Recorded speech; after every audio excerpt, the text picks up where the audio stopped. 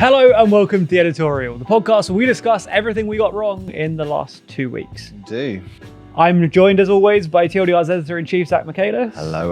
How are you doing? Very good, actually. Again, we're sort of on time. We are on time. It's been a good couple of weeks, views-wise at least. It's been a good couple of weeks for TLDR. Yeah. Has it been a good couple of weeks accuracy-wise, or have we sacrificed all of our integrity in favour of cheap views? That's a good question. I think... Please don't say yes. No, we haven't. Definitely not. But there are, I would say, at least 2 videos where we do have apologies due. Okay. I know, so more than last one. I think last editorial Last time you just said, I'm not apologising for anything. I know, that's pretty big of me. Bold. Yeah, I don't know if I stick by that now. Fine. We got a... Yeah, so actually we're recording this on Wednesday, so it's 16 days since we did the last one. But the...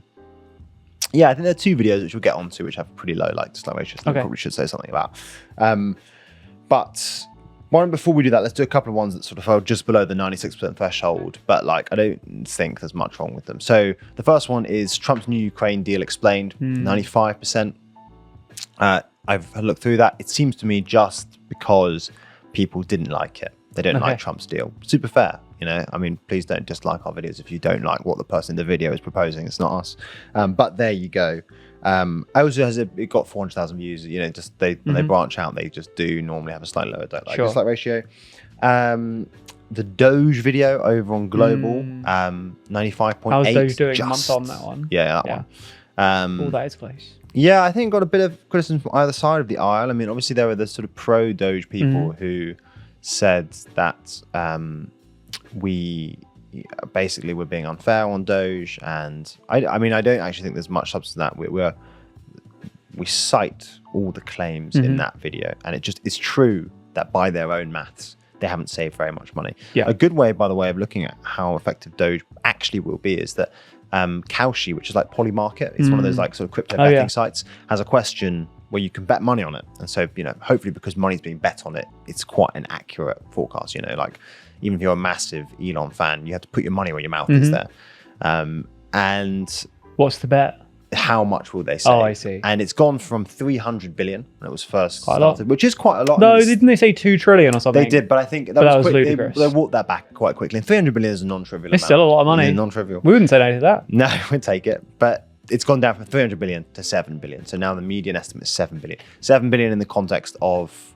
barely even worth trying. It's a $7 trillion budget. So that's literally 0.1%. We wouldn't take that. Yeah, it's not worth it. Don't bother. No, don't bother, Elon. We don't need it. If it's we need your magazine subscriptions, but not 7 billion. Nice. Very good. We've done that. Yeah, so that I think that's a good indicator, basically. But I think it's overwhelmingly clear at this point that DOGE is not going to save significant amount of money. I think lots of people now think that that's not really the point of DOGE. Commentators on both the left and the right. I mean, Richard Hanania, who's quite a sort of well-known right-wing commentator in those sort of like Twitter Trump circles, he has a piece talking about how he thinks it's about sort of rebalancing the politics of the civil service to make it less Democrat leaning, which I think is probably a pretty good analysis. But anyway, I think the point here is that DOGE is not going to save a single amount of money, and I think that that really is just fact at this point. It's very hard to dispute that. Something massive could change, but all the evidence points that direction at the moment. But all the evidence also points towards the fact that they're not actually trying to save money all that much either. Right? They're just causing chaos. One of them's called Big Balls. Is he? Yeah. There's a 19-year-old who's nicknamed Big Balls, and like people update and say Big Balls is in the IRS today. It's weird that like I can't even see that, but like people report on it as if like that's like his name, but it's not. And we know his name. There's photos of this guy, but they call him Big Balls. Yeah. Well, honestly being like, I mean, I'm not journalist is a grandiose term, but reporting on the news in this era is so exhausting. I mean, like, what do I even do with that piece of information about Big Balls? Do you want to do an 8-minute explainer video on Big Balls? Who is Big Balls? Who is Big Balls? Big Balls explained. If we get 95% likes on this video. I could then do a very potential editorial where I'd be like, well, there was some pushback on the Big Balls explained video. You know, but I think balancing import and interest, I think we're justified. I mean, a lot of interest in the Big Balls. Oh, we couldn't do it. Okay. Anyway, but then also on the other side, there are also people saying that we were sane washing. Sure. I don't know. I think that I think that I sort of defend the tone of that video. I understand where you're coming from on the Sanewashing, but I think that Sanewashing is a great phrase too. Yeah, and I think that there is that risk, and it's very difficult to report on any of the Trump stuff. You want to try. I mean, yeah, it's just hard to sort of. Well, I mean, every other right government, tone. every other government and every other decision made by a government, you assume there's some logical, political, like, election motivated, like, that's kind of the assumption always, right? That they're doing something so that their polling will increase, or a war will end, or economies will improve. Yeah. And that isn't necessarily. No, and also there's a sort of like well-defined Overton window for all of those other governments. Like you sort of, there's a context in which they're acting, and Trump loves, acting outside the box, pushing limits, and then you're sort of like, oh, how much should we stress that this is unprecedented or whatever it is? And Elon loves it even more. Yeah, true. I don't know. I actually don't think that we are necessarily Sanewashing. I think that the tone might disappoint some of our more sort of like, liberal-leaning, anti-Musk viewers. But I think with all those videos, you just have to stick to as measured a tone as possible. Not least because, if you're trying to persuade the world that this is the truth, you have to make sure that they sort of think that you're a good faith commentator in that sense. And so you have to make sure that you don't slip into anything too partisan sounding. I think the tone's okay on that video. But yeah, anyway, so that's that one. Then those are the two that's one on EU, one on global. There are also two about 95% on UK. The first is the Reform Tory merger. That is mostly Reform voters saying it's never going to happen. Sure. Which I think is actually a sort of a fair point. I think this is in lots of ways maybe something we didn't make clear enough in the video. This is definitely a Tory idea. It's something that's in Tory circles more than it is Reform circles. And I think maybe there's a mild apology there, actually. I think we didn't make that sufficiently clear. And this is very much a Tory-led idea, and Reform aren't really that interested in it. I mean, not least because Reform are taking voters from both sides of the aisle. It's not like they're actually just simply to the right of the Tories in that sense. They sort of position themselves as the anti-establishment option that fit neatly onto the UK left-right axis. Anyway, the other one is why the UK's public finances are in even worse shape than you think. Again, about 95%.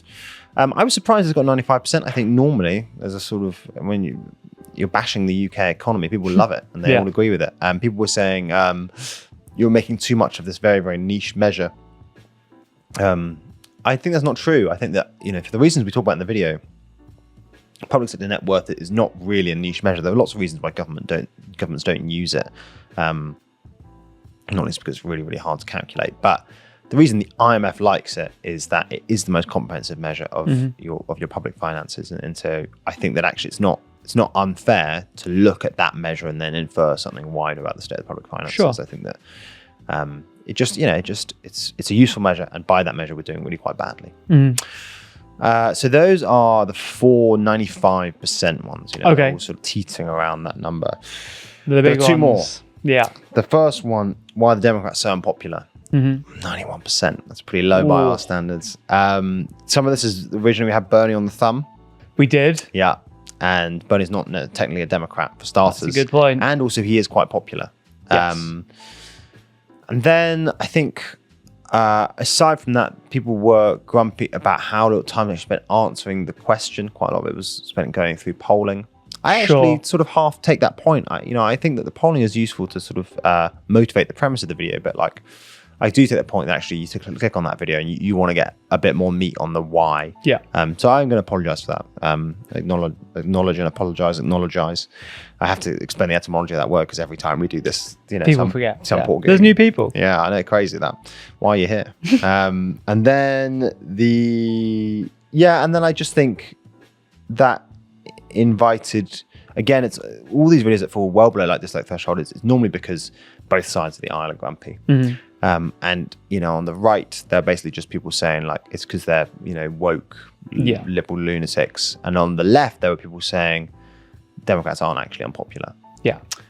So slight apology for the structure of that video. I think that actually we could have got into the meat of why they're so unpopular a bit faster. But I don't think we can satisfy people on the sort of more the fringes of the spectrum there who are going to be grumpy whatever answer you gave. I think that's a fair response. I think we generally do a pretty good job of it, but occasionally the like thing that people clicked in for, the why, the how is distracted from by we do too much context or whatever else. Yeah, but classic. I think we used to be worse, pretty bad at that, and I used to complain about it quite a lot. But I feel like these days it doesn't happen too much, and maybe that's a instance where it has. But it's not a massive apology. It's just a little teensy apology. It's a tiny acknowledge. It's a tiny, wafer thin apology there. Oh, wafer thin. That's a reference I don't think many people are going to get. Yeah, the next video is.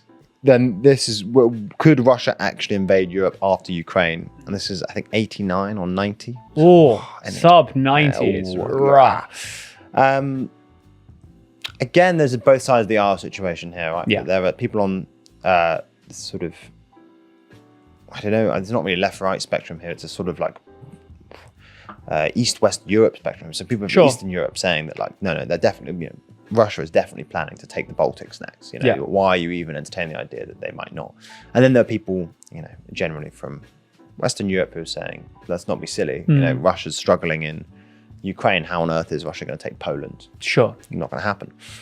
I think there's nothing actually wrong in that video. In that, what we say specifically is that when we're listing the reasons why it's more likely than you think, we say more likely than you think. We don't say this. These reasons imply that it's definitely going to happen or that it's very likely to happen. It's just more likely than you might think. So nothing wrong in the video per se.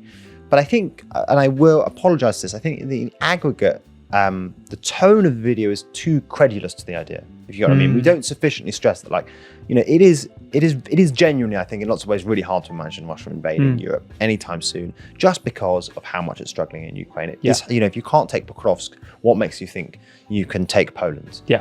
And I think we don't put enough weight on that fact. And when I'm writing the video, it didn't, Nadia wrote it when I was editing it. I didn't feel like that to me. When I watched it back, I saw that, we start with these 3 reasons why it's more likely you think, and then we spend really not very much time at all on the why it probably wouldn't happen. And I understand that in the aggregate, the tone of that video just feels a bit like we're saying it's definitely going to happen, when I don't think that should be the implication. I think we should have sort of given a more measured analysis, provided both sort of like why it might not. Yeah. And to my mind, and again, I guess this is, this is just to my mind, ultimately. It's not that it's necessarily the neutral take.